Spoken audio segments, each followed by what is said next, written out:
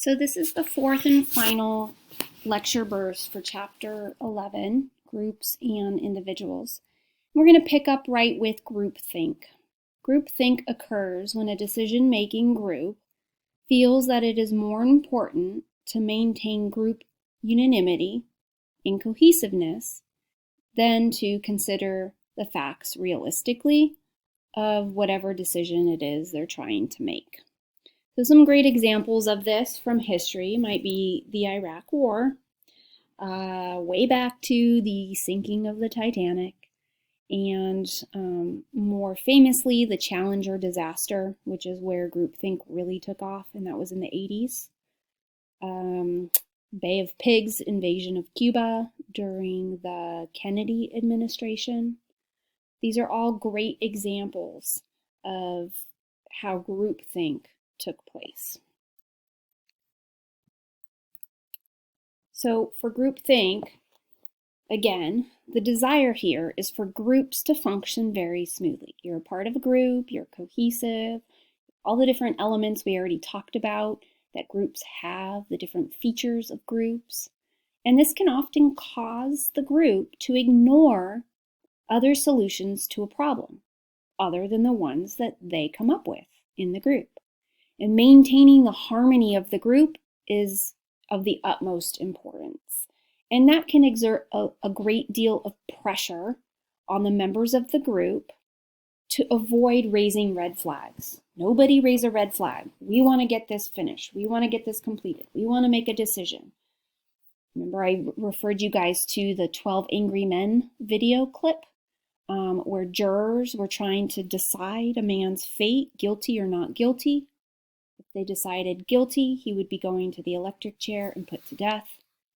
Everyone was unanimous, except for one, that should be the case. He should be put to death. It took a lot for that one man to raise a red flag. There was a lot of pressure from the group not to do that. Everyone wanted to be done. No one wanted to be on a jury, having to spend hours and hours and days of deliberation. They all wanted to be out of there. And that one man felt it was more important to really discuss the consequences of their decision when it deals with a man's life. Group norms play a role here, right? We talked about how norms of a group are the rules or the expectations regarding desirable behaviors within the group members.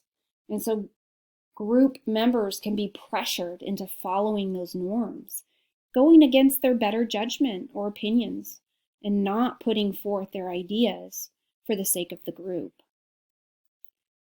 There's some other videos I posted on conformity and groupthink, so make sure to watch those. They're all very short little clips that help explain this concept. And here's a picture of the individuals from the Challenger explosion, which happened in 1986.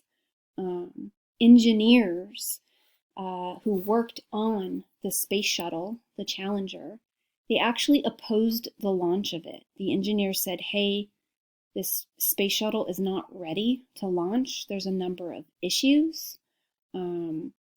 Particularly, the shuttle was in danger if it came in contact with freezing temperatures. The ship could not withstand freezing temperatures. That was the issue. The engineers reported this. And then the higher-ups who were making the decisions on whether or not the shuttle would launch felt very pressured to launch. This was a huge deal at the time.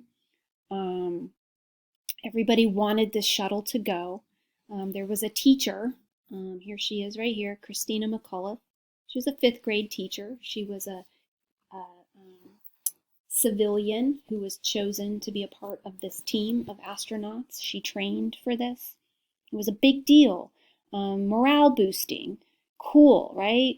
And there was a lot of pressure to make this happen. So despite the fact that engineers opposed it, the group took precedence over the engineers' warnings, and this resulted in the destruction of the shuttle and the lives of all 7 on board, because the shuttle blew up shortly after launching as it got into the atmosphere. and face those freezing temperatures.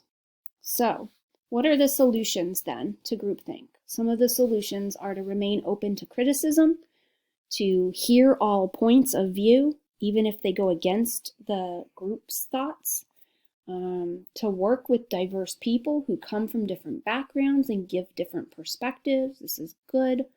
To include members from outside the group who aren't a part of the group, who can come in and give an outsider's perspective and say, this is what I think. And to train members in the group on group decision making, train them on the dangers and the pitfalls, and so that everybody's aware of that. What stands in the way of cooperation when we're working in a group? Some different things that have been proposed are negative interdependence. So we depend too much on one another. That can be a very negative thing. And we get ourselves into what's called social dilemmas, which are basically situations in which each person can increase his or her individual gains by acting in a purely selfish manner. But if all or most people do not do the same thing, the outcomes experienced by all are not good. Okay?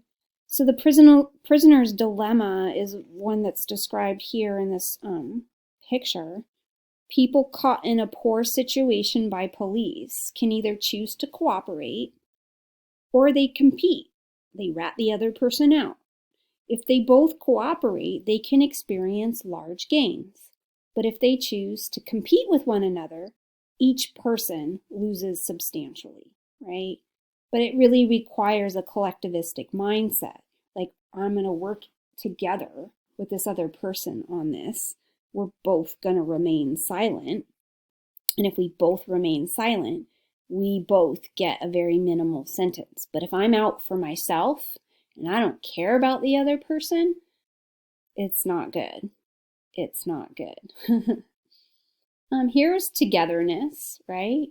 And it's even better than the 20 years, right? 5 years is better than 20 years. So staying together, whether it be to confess or remain silent, is going to be the better option in this situation. But there can be conflict in groups, as we know. Conflict is a perceived incompatibility of actions, goals, or ideas. We talked about realistic conflict theory back in chapter 6 when we talked about prejudice and racism. This is when different groups compete for the same resources. We had the example of the Robbers Cave, Sharif's Robbers Cave experiment, where the campers all were able to come together.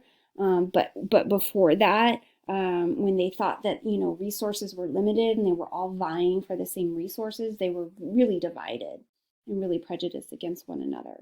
And Sharif's showed that superordinate goals, working together towards common goals, is what helps realistic conflict theory and makes it a little bit better. So conflict can be caused by vying for the same resources, but when we learn to work together towards getting those resources for everyone, so those resources would be spread out amongst the group if we're all working together, it works. But if even just a few individuals are like, no, I want them all for myself, then it doesn't work. You have incompatibility and you have conflict.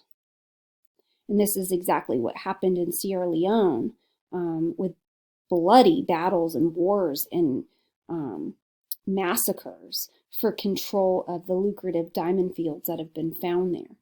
It's selfishness at its best, wanting all of it for oneself rather than spreading the wealth.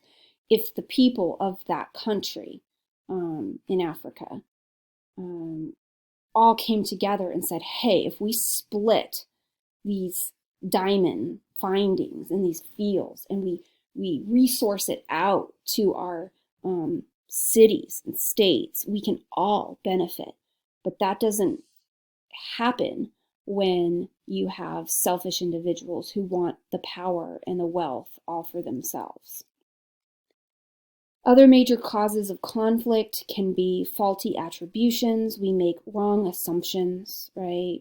Attribution theory we learned about earlier in the semester. We form opinions regarding the cause of a behavior without adequate data. We don't know a lot of times why someone does what they do, but then we make assumptions and we assume they did this because of this or that because of that, and we don't know that. So we're using inaccurate data. And we often have hostile attribution bias. We assume the worst, the assumption that others have hostile or negative intentions, like he or she did this because they're evil, they're mean, they're selfish, they're this, they're that, right? Have you ever said or thought, what's she looking at when you've been out in public? That's a hostile attribution bias. Someone might be looking at you, you have no idea what they're thinking or why they're looking at you, or even if maybe they are looking at you. Maybe they're just, caught in thought and they're staring off into space and it happens to be in your direction, right? But we often make hostile attributions as to other people's behaviors, and we do this without adequate data. And we often blame other people when we don't achieve a goal. It's not my fault. It's because of someone else. It's because of something else that this is happening. Other major causes of conflict can be faulty communication. That's a big one. We don't communicate well, and sometimes it's simple misunderstandings that lead to major conflicts. Different people communicate differently. We often don't take time to understand another person's point of view because we're too busy trying to explain our point of view. And so sometimes that listening helps, and empathy, we talked about earlier in the semester, that having that can really be the key to understanding other people and communicating more effectively, paying attention to nonverbal cues, which we talked about earlier in the semester. All of that comes into play. We also have what's called status quo bias, or biased perception. We see ourselves as always being right, while we see others as being biased. It's so easy for us to point out the bias other people have without recognizing that we too hold our own biases. Hostile media phenomenon is when we think that the media is biased against any view that we hold. We're going to actually seek out and pick out instances where we feel that that's the case, and we're kind of being biased when we do that. So how do we resolve all of this? What's the resolution to conflict? Well, one thing that helps is bargaining, negotiation, always kind of the back and forth dancing that we do in getting a little bit of what I want and you get a little bit of what you want. Seeking common ground. Where do we agree? Where can we come to a compromise? Differing parties coming together to discuss and resolve conflict. It can involve counteroffers and different concessions that we might make. Like, what are we willing to let go of? That's a concession. Like, okay, I'm willing to do this if you do this, and kind of engaging in that interplay, in that discussion, and communication for that to happen. And so the goal is for everyone to win a little, and no one has to feel like they lost. But if someone is in it to win it, and they're selfish and they want it all for themselves, like we've seen in the Sierra Leone diamond battles, everyone loses and maybe one person wins. One person strikes it rich and the whole entire country suffers. And so that's sad, right? So researchers seek to understand all of these things so that we can educate people, groups, entities working together like governments and important task forces who are tasked with making important decisions together as a group, so that we can limit. If we educate people about these issues, we can limit the chances of groupthink happening. We can limit the chances of conflict occurring. And if conflict does occur, because sometimes it's inevitable, we can deal with it better. Conflict necessarily isn't a bad thing. We should run to conflict because that's where we hash it out. It's when we passively aggressively don't deal with it, or we neglect it, that can become a dangerous thing.